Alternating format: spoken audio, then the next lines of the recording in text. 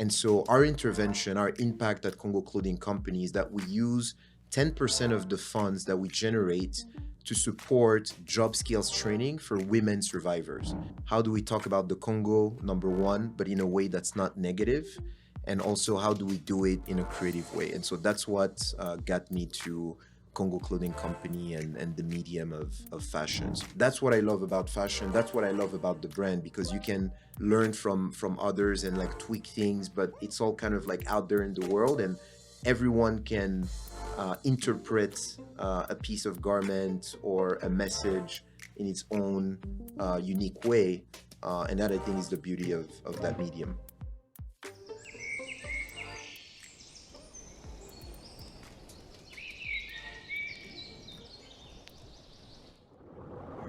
Okay, All right. Hey, Milan. How you doing? good, thank you. All right. So first of all, I would like to thank you because I know you're really busy with your store, and I took you last minute because people don't know, but we just met yesterday, and I really liked your ideas, and we're gonna talk about it. But if you can first please introduce yourself, who you are, where you come from, your background. My name is Milain Fayulu. I was born in Kinshasa in the Democratic Republic of Congo, 1991.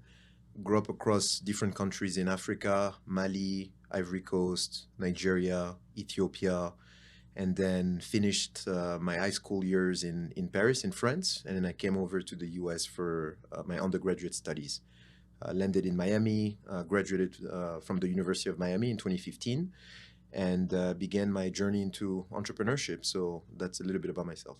So I went to your store, and I know there is a big concept behind, and I would like you to tell me a little bit about it. How was first of all the journey from the moment you started your having the at the moment you had the ideas of whatever your clothing store. Sorry, how was the journey from the beginning when it was in your head to now the beautiful store you have, and we also have videos of it, and people will see it on the podcast. Sure. So it was a journey that started first with a realization that I was living a very comfortable life here in Miami. I was building companies, and I was doing relatively well for myself, but I wanted to do something that was meaningful, something that connected me back to the Congo. And one issue for me that was very important was the problem of conflict related sexual violence in the eastern part of the country. And to be quite frank with you, initially my idea was to start a foundation to raise awareness about the issue, raise money from friends here in the U.S. and in Miami, and try to assist survivors of sexual violence, so women in particular. I was very keen on working specifically with women because it occurred to me that any country that wants to prosper, first and foremost, needs to address the situation of its women. They take care of the kids. They help with school. They're nurturing. And so I don't believe, and there's a lot of research that backs this, that a country can develop if its women are not taken care of. So that's kind of like where it started my thinking. So there was nothing about fashion. And then the more I thought about the idea, the more I thought that, maybe the concept of the NGO is not the best suited to help, but do it in a way that's sustainable. Because at the end of the day, you're always going to be at the mercy of a donor, right? Like, say I go to you and I ask for funding, and you really like the idea, you feel strongly about the cause that I'm championing, but a year after you fund me, the war in Ukraine breaks out, and turns out that you're Ukrainian, or your girlfriend or your wife is Ukrainian, and you tell me, Milan, I'm sorry, I'm caught up, I don't have resources to back you anymore, and turns out that you're my only backer, then I'm left to fend for myself. So I sort of like flipped the script a little bit, and I told to myself, what can we do that's sustainable, where I can control my own destiny, and where I can kind of, decide how much funding, how often, and also make something that doesn't necessarily promotes a negative image of the country. So these were kind of like my two like top line goals. How do we talk about the Congo, number one, but in a way that's not negative?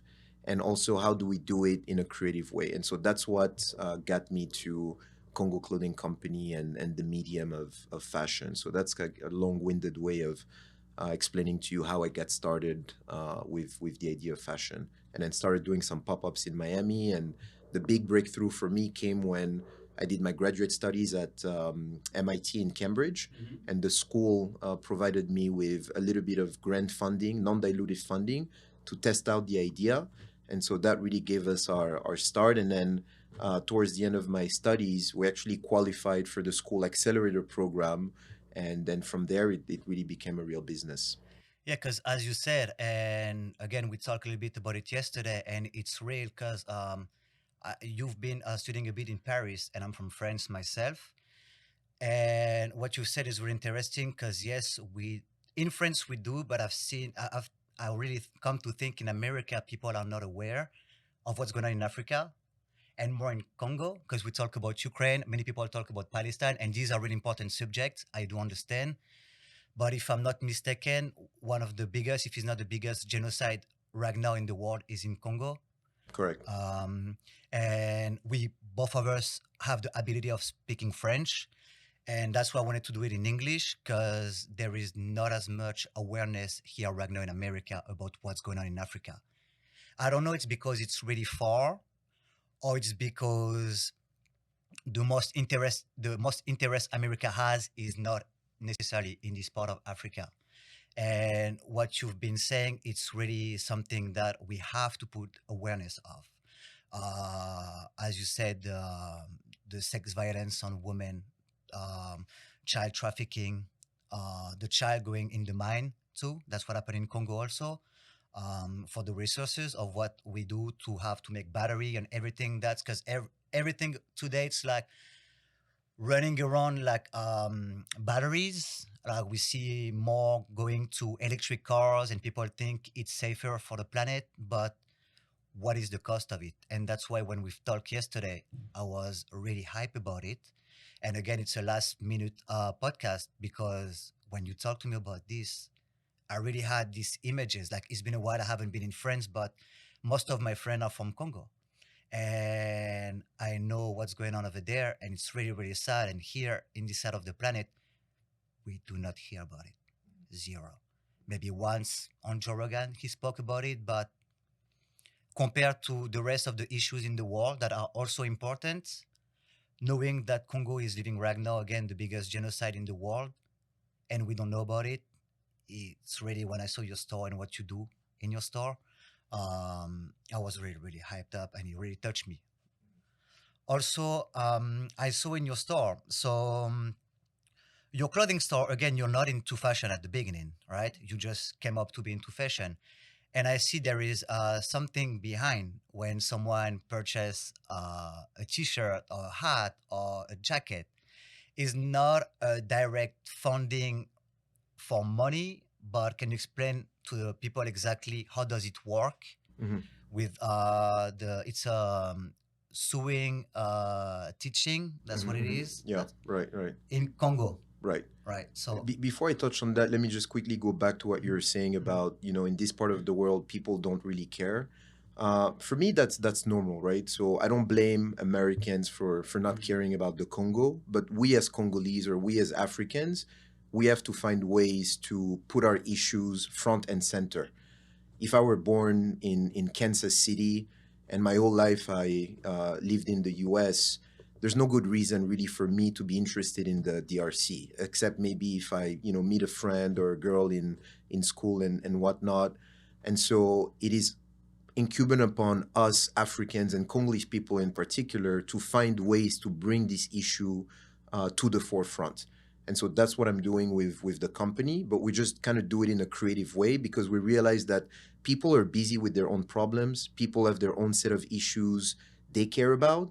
And so how can you introduce a new one in their day to day in a way that doesn't feel too intrusive? And that's where fashion is a very powerful medium because you stumble upon our store. First and foremost, you're attracted by either the music, you see a pattern, you see a piece that you like from the street, and then you sort of like walk into this ecosystem where we can begin the work of educating you, hitting you with a pamphlet, telling you a story, dropping some stats, and then that's very organic, right? And so to go back to your question about the concept really and how we think about impact. So we have our products. So we have the jacket is our hero product, but we also do t-shirts, pants, and so on and so forth. And when we started the brand, like many other impact-driven brand, the model was and it still largely is we donate a percentage of our profits. In our case, it's 10%. You have brands that donate 1, 5, and so on and so forth. But then what occurred to us is when you hear that a brand is donating a percentage of their profit or their revenues, it seems very abstract. And I trust that a lot of brands are doing the right thing. But for me as a client, what does that mean when Patagonia says that, I buy that jacket and we're donating, in their case, 1% to climate change issues? I trust that Patagonia is doing the right thing. It's a very reputable brand. But for me as the end user, it's still very unclear. Like, is that 1% going to fund, cleaning of the ocean? Is it going to fund planting of trees? It's not like super tangible, right? And so we asked ourselves, how can we make your impact as the customer tangible? And so I see that you're wearing a hat that you picked up from our store. Yeah. So I'm going to use that as an example, right? So in the case of that hat, all of our accessories, they provide 5 days of training. And so our intervention, our impact at Congo Clothing Company is that we use 10% of the funds that we generate to support job skills training for women survivors. So that money is used to help women after their stay at our hospital partners to essentially learn a trade. Right now, what we're teaching them is sewing. So our sewing workshops are 180 days, so they're 6 months. And so what we did is we sort of like broke down the costs of attending a class for a woman. So it's 180 days. It costs us about $100 to put one woman through a full program. And so we look at that, and that means it's 55 cents per day. And so we sort of like work backwards and we look at that hat. What is the cost of the hat? What does your 10% represent? And we translate that for you in terms of the number of days that you're contributing towards that 6-month program, right? So in the case of the jacket that I'm wearing, that's 50 days. You get a t-shirt, that's 10 days of training. A hat, that's 5 days of training. But now you have an easy way to kind of work your way up towards putting a woman through a full program that's 180 days. And we see a lot of clients walking into our store and it's like, hey, I was there last month. I picked up 2 jackets. I'm going to get another 2.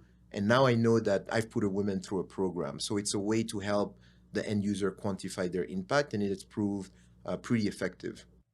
Yeah, because that's one of the reason also that I purchased this hat, because I saw that, as you said, I exactly know what am I purchasing and where the money goes really clearly, and you explained it really well also at the store. But even if you are not there, there is also a little chart that like shows you exactly which purchase will do how many days of training.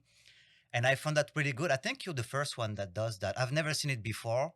And as I told you before, I'm into fashion too, and that was the first time for myself. Maybe it's out there somewhere, but you are right. Sometimes you buy something that it says, oh yeah, buy a pack of water and plant a tree, for example, but you don't really know exactly where is the tree, where you have no really idea. And now with what you are doing, I understand that purchasing a hat is putting a woman into this training for 5 days. Right, right. So that's really, really right, really, really good. And as I see your jacket right now, and I love it. I love the little pattern on the side too, the little colors, Mhm. really, really African. I know, but I want to ask you the question: is there any like symbolic pattern that you have in your store or in your jacket? Is there a particular pattern, and is there any story behind the pattern you use in your clothings? Yeah, so we started with the patterns from the Kuba Kingdom. The Kuba Kingdom was a kingdom that was relatively thriving in the southeastern part of the DRC in the 17th century before the colonizers came. They had their administration, they had art, they had an amazing culture, and women in particular were very famous for weaving geometric patterns into these textiles. And so we looked at that ancient culture and we wanted to revive it, but we also wanted to give it a modern form. And so we took these patterns and these geometric forms, turned them into our zigzag, and we put that zigzag in between two straight lines that illustrate a more Western linear aesthetic. As I mentioned to you, I grew up partly in France. I've now lived in the US for over 10 years. And so part of me has a lot of Western culture. We do jackets, we do t shirts. These are things that are ubiquitous here. And the idea behind Congo clothing from an aesthetic standpoint is how do we blend these two cultures, African, Congolese, and Western, together and create products that really speak to any kid from London to Paris to Miami to Kinshasa. All right. And knowing that, is there any stories behind your favorite piece that you have? Because you have a lot of things. You have a lot of t-shirt, jacket. Like, is there anyone in particular that you like the most because it has a personal story for you and your own life in the world beside That's a tough question. I like obviously a lot of the pieces we came up with them, so I have an affinity with every single one of them. A cool story though that still resonates with me till these days. We have a T-shirt. I don't know if you saw it in the store that says "toxic masculinity," okay. and then it's kind of like strike through. So we're sort of like put like a big sort of like X across to fight against this idea of toxic masculinity. And that T-shirt is really popular. I mean, it's sold out in some colorways, and we keep restocking it. And when I did my analysis, and also from observing the type of people that were gravitating towards that T-shirt, we tend to see, I would say, and I don't want to get too political here, but very liberal, progressive, I would say, leaning people, right? They like this idea of like, toxic masculinity is not kosher, and that T-shirt that represents, the fight against this, very toxic mentality is great. And then one day we had a gentleman, and I believe, judging by his discourse, was a bit more on the far right end of the spectrum. Very courteous, very polite. We had a very interesting conversation around that T-shirt, and his comment was, "I don't like that T-shirt." And we're like, "Well, tell me about why you don't like that T-shirt." He was like, "Men have to be men, and you can't tell people that masculinity is bad." And so that was really interesting. And I try to tell him that, so we're not fighting the concept of masculinity per se. What we're taking issue with is the idea of toxic masculinity, right? So that's why, like we're striking it. And then he understood our perspective, but was still very much around, this idea of like, boys have to be boys, and it's not cool that society is now, like telling our little boys to remove their masculinity and so forth, so on and so forth.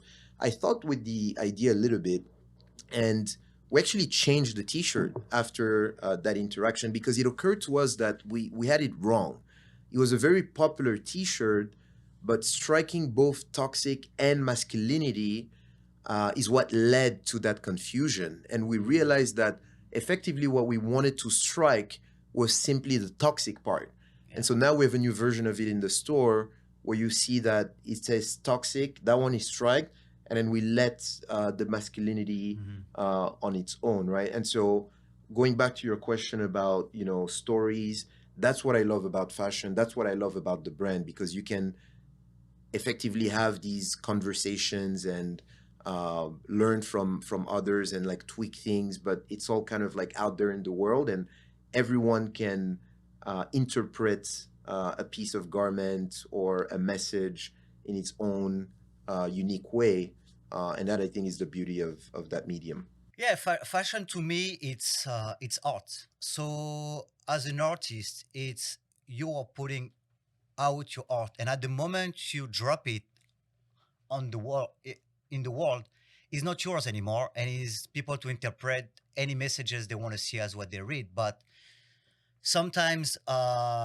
you want to say something and someone understand it wrong. And the cool thing with fashion compared to maybe music and movies and things that is really hard to just like take it back and put it out again, you can just like just do another t-shirt, Right. and it's quicker. Of course, if you do music or even in movies, if you wanted to pass a message and is the interpretation of the message is not as good, there is really nothing you can do. Once it's out, is out. And fashion give you this chance of like going uh, back in the past and do it all over again. Hmm. And that's what I love with fashion. And talking about fashion, again, I'm from Paris, and many of my friends are Congolese. And there is something in Congo, people that I don't know how you say it in English, but in French, we call them the sapeurs. Hmm. So correct me if I'm wrong, but it's I don't know exactly how to. Maybe it's not. I won't say it's a trend. It's not a trend. It's something that has been in your country and in your DNA for a long time. Is a way of dressing, a certain way of dressing, of using fashion at his highest. And I do believe the sapper were in advance to the time, Hmm. because as you see today, you see a lot of people with a lot of expensive brand on, Hmm. that are matching and making it like different branding together to make a general piece of beauty. Hmm. And Congolese to me were the first one to really do it, to pick up something from this designer, something from the other designer, making it their way. And it's a bit extravagant most of the time, but not always. But I've seen Sapper with the crazy like Versace pink suits and really really beautiful. And this is something that come from your country. If you can talk to us a bit more about it, because I'm not as expert enough about the subject. The only thing I know is like these guys from Congo in Paris are just like dressing like wow, it's incredible. So I don't know exactly how you call sapper in English. Yeah, there's no name for it in English, but what it stands for, right? La SAP, so SAPE. So the S is société, A is ambianceur, P is personne élégante. So in English, it's society of, I guess, like ambience people and elegance. So it's kind of like a mix of, people who think of themselves as super fresh, somewhat party animals, and who have elegance as well. And it's a very interesting cultural phenomenon. In Congo, it's kind of like a hate love relationship because it's a very poor country. And so, part of society criticizes this tendency that, people have to spend fortunes on very expensive designer clothes while we're in a country where the average person earns less than $100 a month. Yet these sapeurs oftentimes have suits that are worth, many, many months of that salary. So that's the critic of it. The good part I would say about that is it is a subculture in and of itself, and it is very evocative of the good moods and the great spirits of Congolese people, despite the problems, despite the challenges. These are people who are always looking at life from the bright side. They're fun. You see, they have like a very special way of walking, and I commend them for putting Congo on the fashion map. And so I tend to look at it as a positive subculture. We get inspired by the sapeur quite a lot. As a matter of fact, about a year ago, we did a collection that was inspired, by their suits. and I think they're great ambassadors of the country. And these are the types of stories that we want to tell the world, to shine a spotlight on what's happening in Congo. Because I saw one of your t-shirts has it. One of your t-shirts, right? The red Right. one. On the back is like a group of sapper walking, Absolutely. right? So it's the Kinshasa T-shirt. Okay. It's a terracotta red tee, and in the back, as you said, we have a group of sapeurs, dressed in a very folkloric way, and they have musical instrument. And this was a way for me to, give a little bit of visibility to my home city of Kinshasa, which is really home to the sapeur. Tell me if I'm wrong, but so usually these people will buy really expensive clothing from European, usually designer. I mean, the ones that are really on the map. And I don't know enough because you're the first Congolese designer that I actually meet in my entire life. And before, back when I was in Paris, I was not too much into fashion, which is pretty crazy because Paris is one of the capital of it. And I've been into fashion since I moved in New York a few years ago, more. And how's the fashion culture inside Congo? Because as you said, it's a really poor country, but do you still have? Is there any like places maybe in Kinshasa or cities that have a bit more money, perhaps, that will have like local designer? Is that something that Congo is known for, maybe in Africa, design on or clothing? I don't know that we're known for it, but it's one thing that's for sure is Congolese people are well known in Africa for dressing really well. Anywhere you go on the continent, and like I said at the beginning, I had the opportunity to live in many different countries in Africa. I was in Ivory Coast, Nigeria in the West. I was in Ethiopia. One thing that was striking to me as a Congolese is in any of these countries, the one thing people know, or the two things people know, is Congolese people dress really well, and you guys have the best music. The best music. I know now in our contemporary time, I think Nigerian music has really kind of caught up. They sort of like merged that more electronic sound and made it more modern. But you speak to the older generation of like Africans, like Congolese music is second to none. And so going back to your question, I think that fashion is huge in Congo. It is a society where, because there's so much sadness, there's so much poverty, uh, there's so much daily hassles. I think that fashion is one of the last refuge where people can really express themselves, and I think it really manifests in our culture. People take the time to dress really well, shirts always perfectly pressed, and you see that across the board, whether it is someone who's really young, all the way to like the old man. People really take pride in the way they dress, in the way they are perceived by the outside world, and I think that's great about the DRC. Now, I think in terms of being recognized for a fashion industry per se, this is part of the work we're doing. Our North Star at Congo Clothing Company is to one day being able to kickstart a textile industry in the country with production capabilities, with various jobs along the supply chain. But that's something that we need to build. But ultimately, I think that's where you want to go, and that's why we've been working so hard to focus first on like the job skills training part, to start pushing that idea of we can make our own stuff, and one day made in Congo can also be as ubiquitous as made in China or made in any place in Europe. So on the long term, you don't see only, as what I understand, you don't see only just a clothing store. You have a big picture, and on the long term, so you will see more like maybe with investor. Like I know you are talking to me right now, and people I think that will come to your store will also want to interview you, and maybe more famous than me or with more potential. And in the future, on the long term, you see yourself like really maybe starting like factories in Congo, like. Yeah, inside the country. that's the North Star. I think, taking the examples of what we're seeing in the countries where we source our fabrics, where we manufacture our clothes.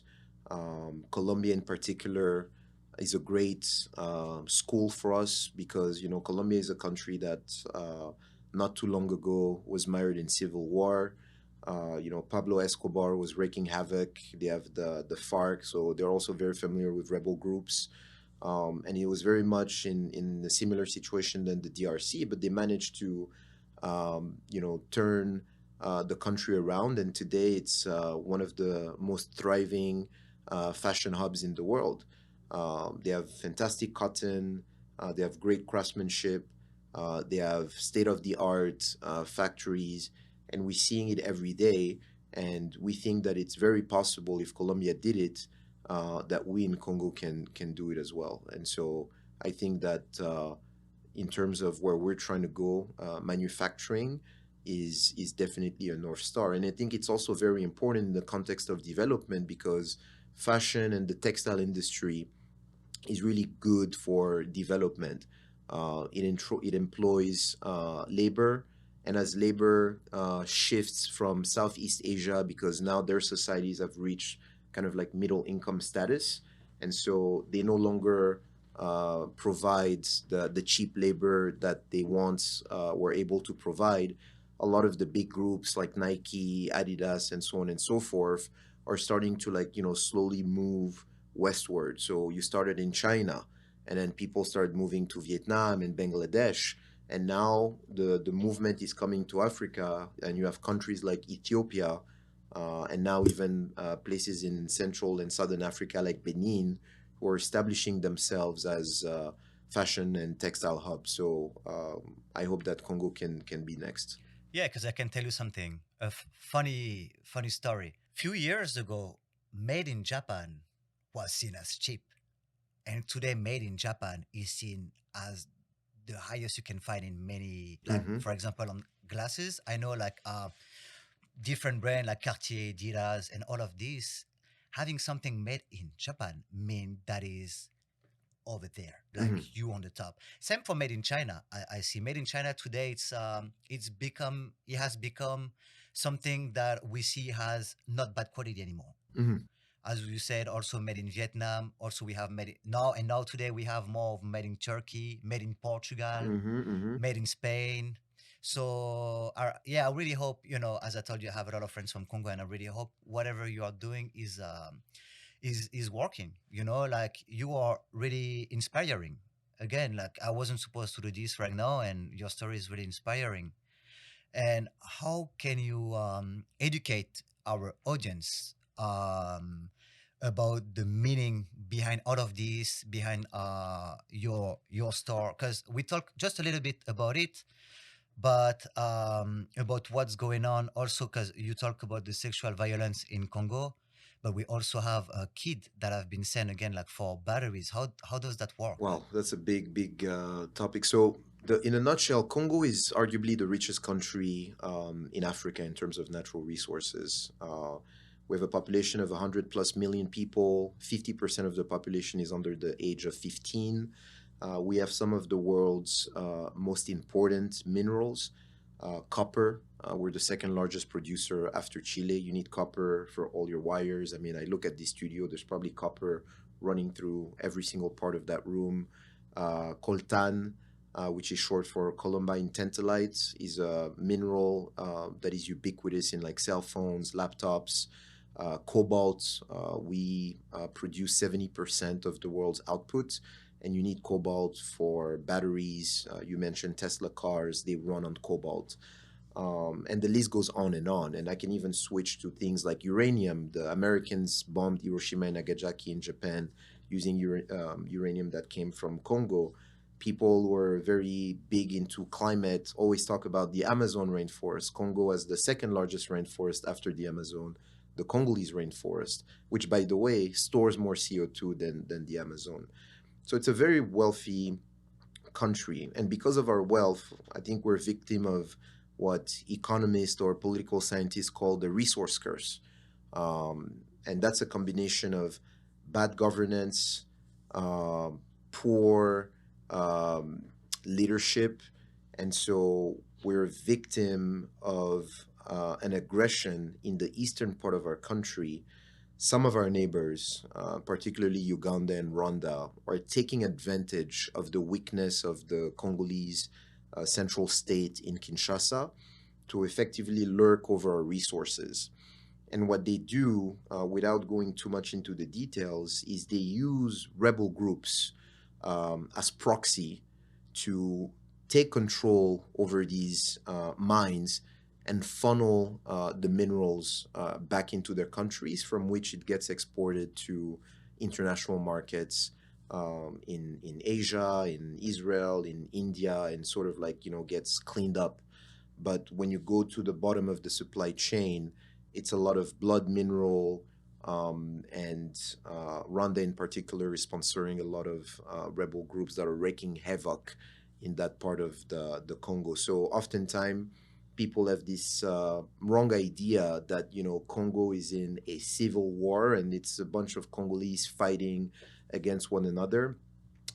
That's not accurate. We are fighting largely against the Rwandan army, as well as Rwandan backed rebel groups.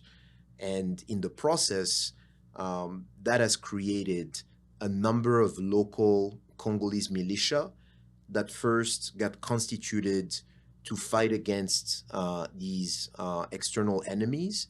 But something very pernicious happened in these groups who had, good motives to begin with. It's like, let's protect our people, let's defend our territory, turned into a bit of a sort of like motivated by economic principles first and foremost.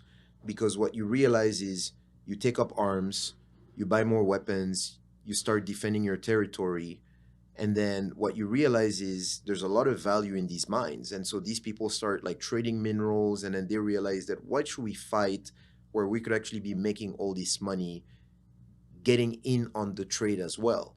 And so you're seeing now in the DRC a lot of rebel groups have effectively shifted their focus from defending their people and their territory to profiteering from the war. And we have hundreds of groups that have sprouted over the past 25 years. And when you mix them with the Rwandan army, Rwandan backed rebel, Ugandan backed rebel, that kind of creates in French we say the bouillabaisse that we're seeing in the Eastern DRC. And going back to the brand and the specific issue we focus on, these groups are using rape as a weapon of war.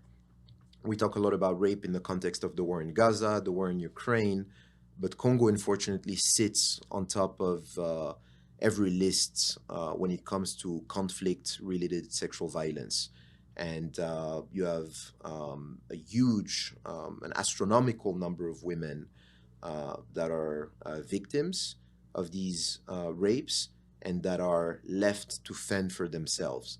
And there are a number of organizations, and one gentleman in particular who is doing an incredible job caring for these women. That's the Panzi Hospital of Dr. Denis Mukwege, and we've actually started this journey by supporting their efforts, rehabilitating these women. So that is, in a nutshell, what's happening in Eastern DRC. Oh, that is a lot. That is really a lot. Even me, there's a lot of things that you are saying that I'm not even aware of, and that's pretty crazy to me because I think Congo might be one of the biggest country in the world aside Russia. Congo is huge. Yeah, it's huge. It's like 4 times the size of France or 4.5 times the size of Texas. Yeah, Congo, it's enormous, and to me that these conflict are not, again, like, yeah, it's not about like Western America, whatever, but it's just crazy to me that we don't know about it. To me, it's just like someone is cutting the wire. Like, where are the informations going? It's and it's pretty sad. It's really sad, and only it's like really scary of like where our society is going, on where we actually don't care that much. in general, as you say, like we all do stuff and everything, but I don't know if it's an excuse. Even like I understand, like people don't have to care for this, for something that is not happening in their country, but So I think the problem is people don't have an attention span anymore, right? Like there's so many like external stimuli. I know people talk a lot about it, social media, the reels, and like, now we have to cut formats. It went from like a minute to now, no, don't do a minute. People won't focus. You got to do 30 seconds. And now today I was talking with my, content manager, and now we're talking about doing these videos that are, 5 to 8 seconds. So I think there's an attention span problem.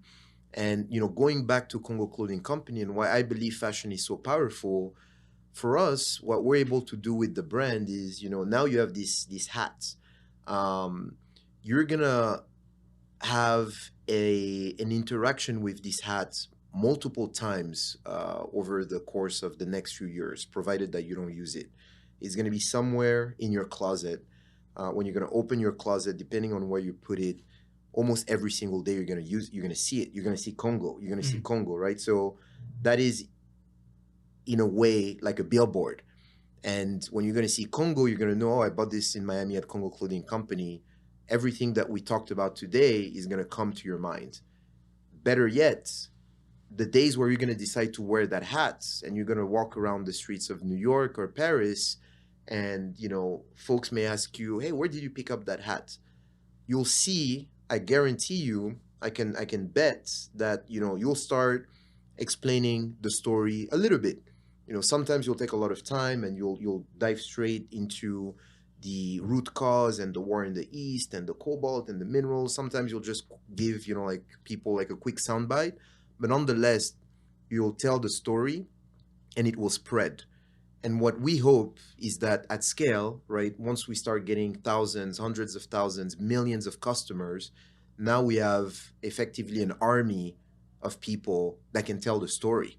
And we think that that's going to be a lot more powerful than articles in New York Times or Libération and so on and so forth. so it's like an organic propaganda. Exactly. Organic propaganda. I love that. I love that.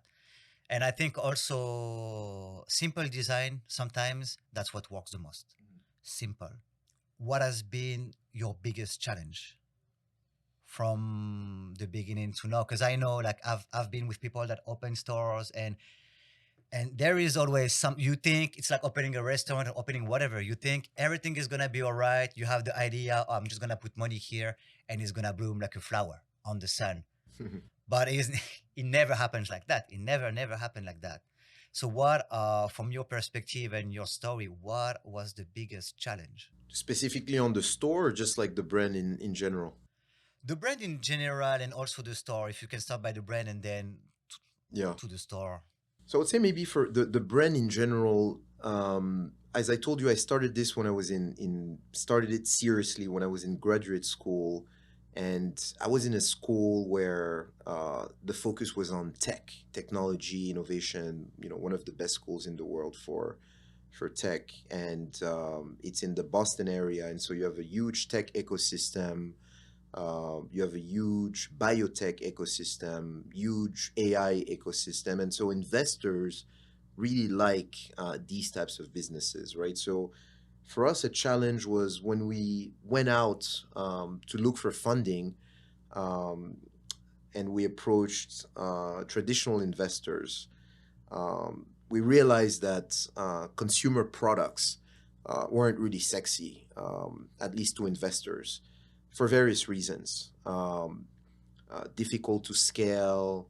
Uh, there's no recurring revenue opportunities, right? And by recurring, what investors typically have in mind is, can you get someone's credit card, lock it in, and just kind of like charge a subscription on a monthly basis, right? People like these types of businesses. Apps that charges on a monthly basis, like software as a service, is really sexy, or anything that has a groundbreaking technology that can be patented and so on and so forth. So when you approach folks with, hey, we're just going to do clothing and fashion, a lot of people kind of looked at you as like, sorry, not for us. So I think that was a little challenging, but hey, we learned that we're not necessarily in the right environment for fashion. And so we started talking to folks in fashion cities of the US, LA, New York, and I guess to a lesser extent Miami. And then we managed to get a little bit of funding for the idea. So that was a big learning for us. Another big learning was obviously starting a retail store is a significant undertaking. There are a lot of unknowns, and it's one thing to open it, but it's another to keep it going and to keep it open and to get people through the door.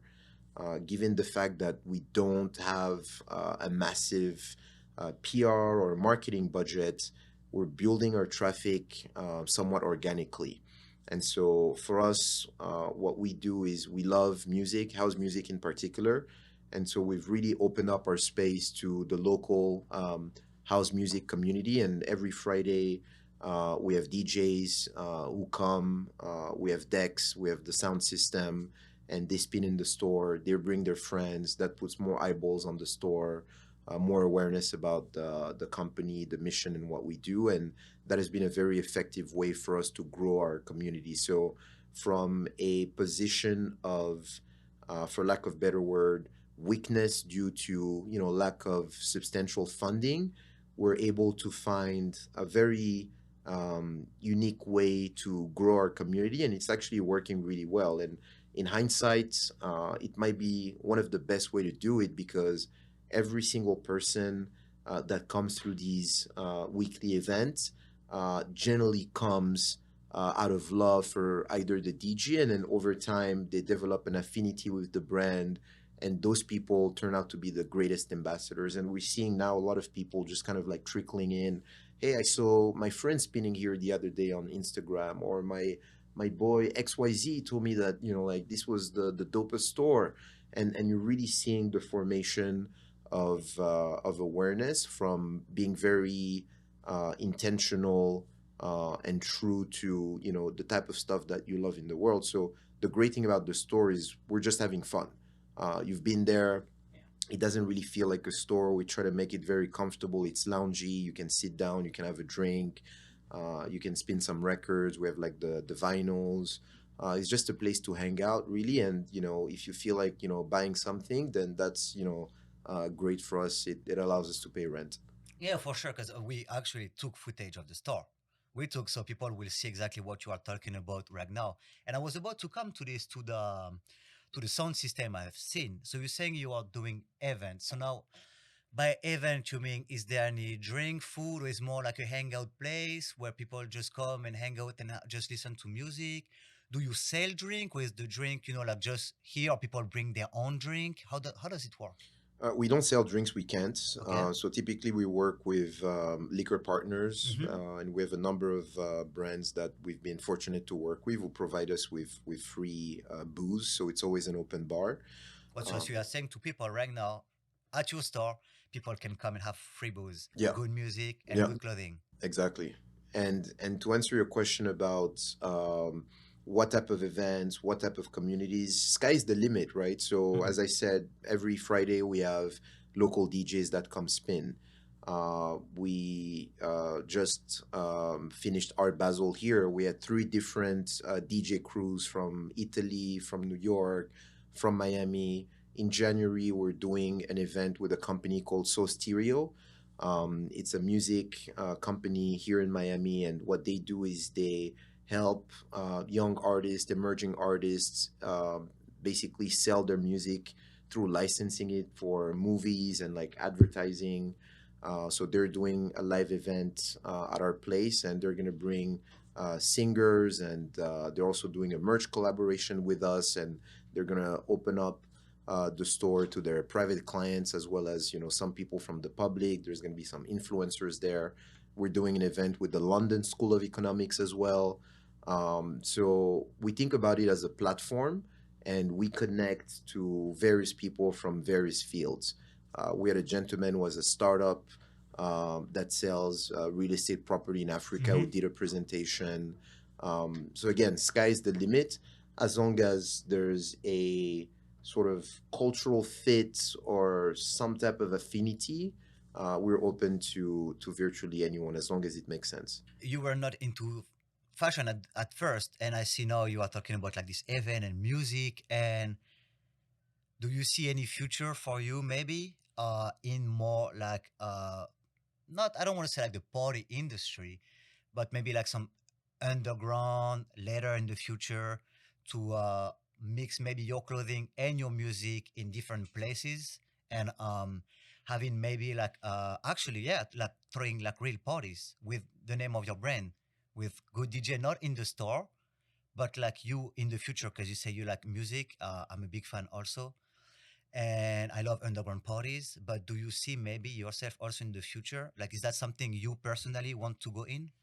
We wouldn't go into that, I would say, like seriously. We do have a big event that we do once a year. It's called the Congo Bash. Uh, it's typically a day party.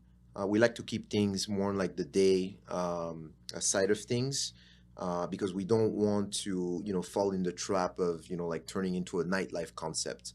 So the Congo Bash is like, like a fun daytime party. We bring in different DJs. We do like a pop up. We go outside of the store. We typically rent like a big space. We've had two of those in the past few years, and they're a great time. You have a lot of interesting people that come. It's fun. There's great music. There's foods, typically good drinks, and amazing creative talent. So, as far as big production when it comes to merging music and fashion, I think that's the furthest we'd go. I think maybe taking that concept to other cities and popping up in Paris, popping up in New York, and having special city editions of that is something that we'd be happy to look into, because we think that there's a natural synergy between fashion and music. But I think that's the extent to which we'll go. That's a really good idea, and I can see also like clothing competition. Like people like fashion competition. Like you having a party, and then you have like maybe like a little competition. People can sign up and come fully dressed up, and like sapper. Come fully dressed up and having a competition with judges, and like and having fun. And you said you also have food. Is there just regular snack, or we talk about like maybe more traditional Congolese food? That would be a dream. I mean, Congolese food is very I don't want to say difficult, but it's time consuming to do. So it's not the most practical, I would say. So typically, when we have a food dimension, we keep it, very simple. Here in Winwood, we like to partner with our good friends over at Koyo Taco. My good friend Sam and Gabby recently opened Otto and Pepe. So when it comes to food, we trying to plug in with the local Miami scene. And that's the other thing, right? So because the brand is called Congo Clothing Company, for me, it doesn't necessarily mean that everything we need to do has got to be Congo focused, right? And there are a few people who have asked that in the store. Like they walk in and like they're listening to some house music and they're like, oh, why aren't you playing, Congolese music? I mean, I don't want to play Congolese music right now. Sometimes we play it. Most of the time you'll hear like house music. From time to time you'll hear rap music.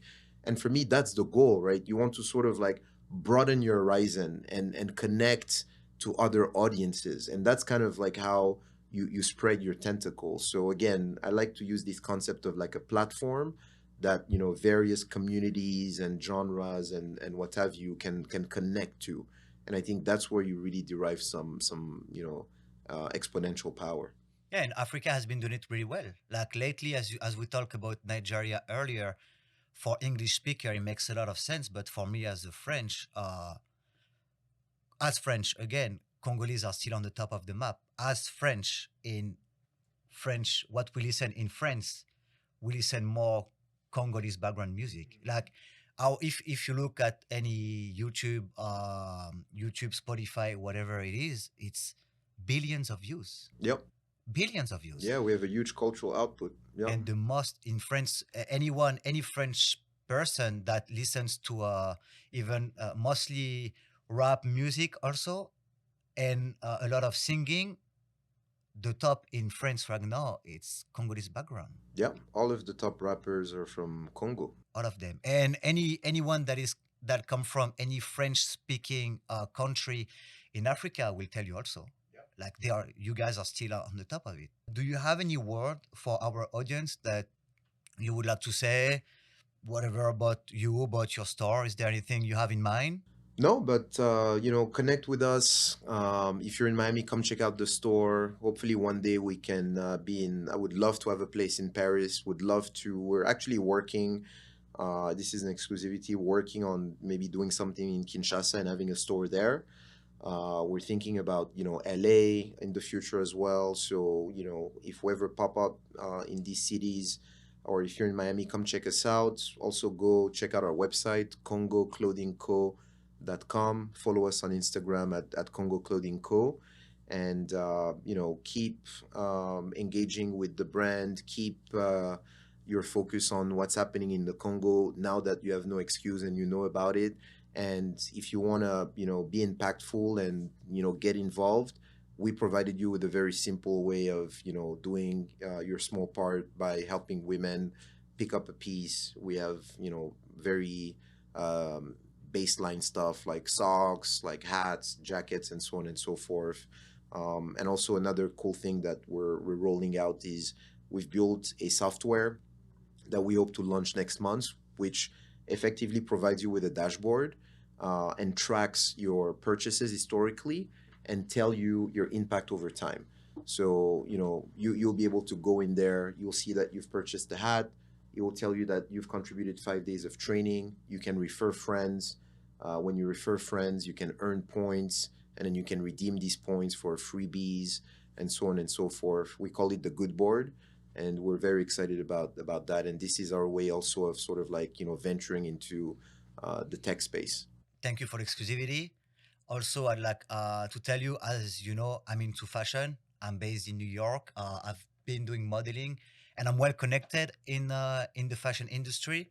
And we'll obviously stay in contact. And I love your idea. And if I can help in any way beside this, to set up a show in New York or having some of your clothing in maybe the next fashion week or whatever, we'll stay in contact. And for whoever listen, thank you very much for this time and for listening to his story.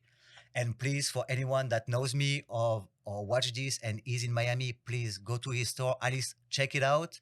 It's really good. And you also have a book. I forgot to talk about it. The book at the entrance with the photographs. Yeah.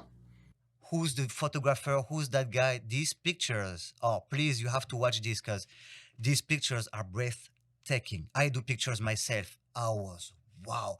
All the kids in the river. I don't want to spoil too much, but I was like, everything in the store is good and all the clothing and stuff. And I love photography. And do you know the photographer? Like, is that someone that is famous in a Congo, or is just like someone that went there and take pictures? Because I mean, if you've never seen Congo, these pictures in this book are breathtaking. Yeah, I think the book is called Congo Tales by a Pieter Henket.